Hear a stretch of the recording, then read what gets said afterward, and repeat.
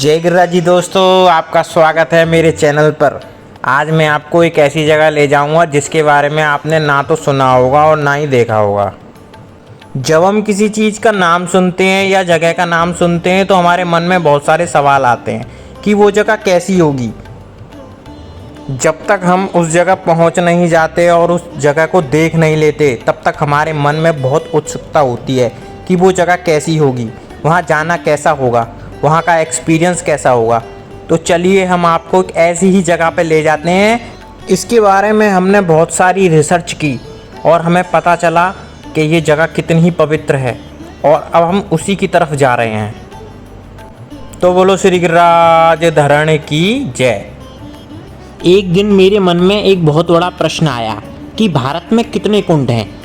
इसका उत्तर जब मैंने चैट जीपीटी से पूछा तो उसने बताया कि हजारों वर्षों से हर तीर्थ, हर पुराण, हर क्षेत्र में कुंड, पवित्र जलाशय बने हैं।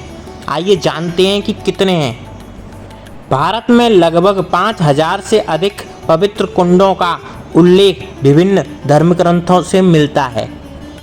देश भर में 15,000 से अधिक छोटे बड़े कुंड, सरोवर या बावड़ियाँ मौजूद हैं, जिनमें से बहुत से आज भी सक्रिय हैं या अवशेष रूप में हैं। इसके बाद सवाल उठता है कि ब्रज में कितने कुंड हैं। यह सवाल भक्ति और इतिहास दोनों से जुड़ा है, क्योंकि ब्रज भूमि जहाँ श्री कृष्ण ने अपनी लीलाएं की हैं, कुंडों और सरोवर से भरी हुई हैं। शास्त्रीय और ऐतिहासिक स्रोतों के अनुसार ब्रज क्षेत्र मथुरा, वृंदावन, गोवर्धन, नंदगांव, बरसाना आदि में पहले लगभग 1000 से अधिक पवित्र कुंड थे। वर्तमान में केवल 130 से 150 कुंड ही अस्तित्व में हैं, जिनमें से लगभग 50-60 कुंडों में अभी भी पानी है। बाकी या तो सूख चुके हैं या कचरे से भर चुके हैं। ब्रज के हर कुंड से जुड़ी कोई ना कोई श्री कृष्ण राधा की लीला या भक्त संत की कथा जुड़ी होती है। बिना कुंड स्नान किए ब्रज परिक्रमा अधूरी रहती है, और यदि स्नान ना भी किया हो तो आचमन से भी मन पवित्र हो जाता है। और ब्रज में हर कुंड का नाम उसकी लीला या रस से जुड़ा है, जैसे राधा कुंड, श्याम कुंड, गोविंद कुंड, पुष्प कुंड, मान कुंड आदि। ब्रज के प्रमुख और प्रसिद्ध कुंडों की सूची, जिसमें गोवर्धन क्षेत्र के कुंड राधा कुंड, श्याम कुंड, गोविंद कुंड, कुसुम सरोवर, सुरभि कुंड, माधुरी कुंड, बिछुआ कुंड, शांतनु कुंड, गोपेश्वर कुंड, गोप कुंड, दान घाटी भी है। ब्रज के कुंडों का उल्लेख ब्रह्म वैवर्त पुराण, गरुड़ पुराण, भागवत पुराण, गोवर्धन महात्म और ब्रजभूमि महात्म ग्रंथ में भी है।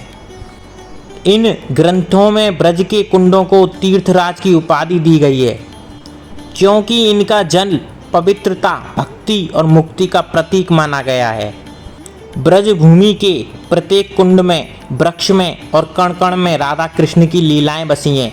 इन कुंडों का दर्शन, स्नान और सेवा केवल धार्मिक कर्म नहीं बल्कि भक्ति का गुण अनुभव है, जो आज भी ब्रज की मिट्टी में जीवित है। और ब्रज में एक श्लोक कह में, ब्रज रज मस्तक लगे, मुक्त मुक्त है जाए, जो जन ब्रज धूली नमन करे, सो भव सागर तर जाए। अर्थात जो व्यक्ति ब्रज की पवित्र धूल यानी कि ब्रज रज को अपने मस्तक पर लगाता है, वह जन्म मरण के बंधन भवसागर से मुक्त हो जाता है। ब्रज की मिट्टी में मोक्ष है। ब्रज का दर्शन स्वयं मुक्ति का कारण है।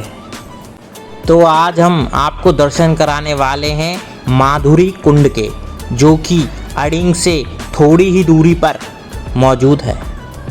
ब्रज के कई कुंडों की तरह माधुरी कुंड भी श्री कृष्ण और राधा की बाल लीलाओं से जुड़ा हुआ है। माधुरी शब्द का अर्थ है मधुर, मीठा, सुखद। कहा जाता है कि यहाँ श्री कृष्ण और राधा रानी की लीलाएं इतनी मधुर थीं कि इस स्थान के जल और वातावरण ने मधुरता का नाम पा लिया, और यह ब्रज की गुप्त लीला स्थली के रूप में जाना जाता है। यह स्थान लीलाओं की मिठास और दिव्यता से भरा हुआ है। बहुत कम लोग जानते हैं कि यहाँ ऐसी लीलाएं हुई थी, इसलिए इसको गुप्त लीला स्थली भी कहा जाता है। कुछ ब्रजभाषा कवियों और संतों ने इस कुंड का उल्लेख अपनी पदावलियों में भी किया है। यह ज़्यादा प्रसिद्ध नहीं है, इसलिए यहाँ भीड़ भी नहीं होती। यह स्थान मथुरा से 16 किलोमीटर दूर और गोवर्धन से 11 किलोमीटर दूर है और इस जगह पर आबादी बहुत ही कम है। यहाँ पे लोगों का आना जाना भी बहुत कम है। जब हमने इस कुंड के बारे में किताबों में पढ़ा था तो हमें लगा था कि ये बहुत ही साफ़ सुथरा और स्वच्छ होगा, परंतु देखा जाता है कि यहाँ पे कोई साफ़ सफाई नहीं है और कुंड भी नहीं है। हमारी सरकार ने अन्य कुंडों को जैसे सुरक्षित किया हुआ है उस प्रकार से यहाँ पे इस कुंड को बिल्कुल भी सुरक्षित नहीं किया गया है। जब हमने गूगल मैप पे इसकी लोकेशन डाली थी तो हम बड़ी आसानी से उसके थ्रू यहाँ पे पहुँच गए थे, पर यहाँ आकर देखा कि यहाँ की गलियाँ, यहाँ की सड़कें टूटी हुई हैं, कीच और खच्चड़ मचे हुए हैं। और जब हमने यहाँ के लोगों से पूछा कि माधुरी कुंड कहाँ है तो यहाँ के सारे लोगों ने एक ही जवाब दिया कि ये गांव ही माधुरी कुंड है। फिर हम इस जगह पे गए, यहाँ पे लिखा हुआ था ग्राम पंचायत माधुरी कुंड, पर ये भी पूरा टूटा हुआ है। और फिर हमें कुंड के नाम पर ये जगह दिखी और आप देख सकते हो कि ये बिल्कुल भी साफ़ सुथरी नहीं है। आसपास के लोग यहाँ पे गाय भैंसों को चराने आते हैं, उन्हें नहलाने आते हैं और कुछ लोग यहाँ पे अपना मल त्याग करके उसको यहाँ पे स्वच्छ करते हैं। इस कुंड का बिल्कुल भी ध्यान नहीं रखा गया।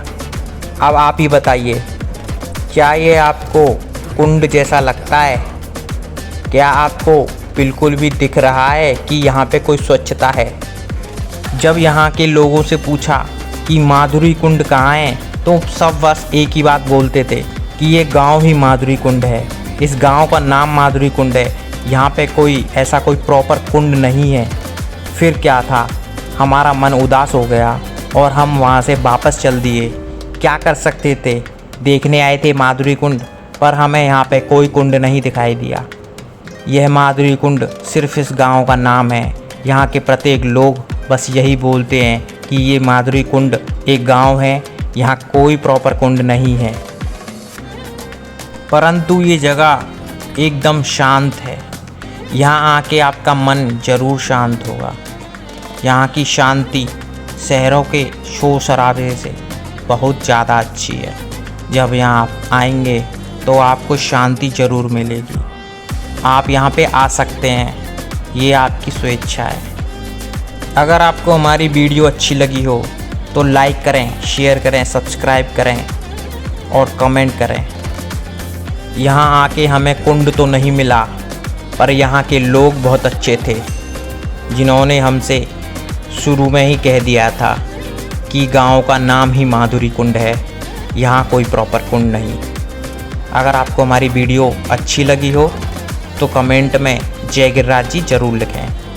आज की वीडियो हम यहीं पे समाप्त करते हैं, अगली वीडियो में मिलते हैं। जय गिरिराज जी दोस्तों।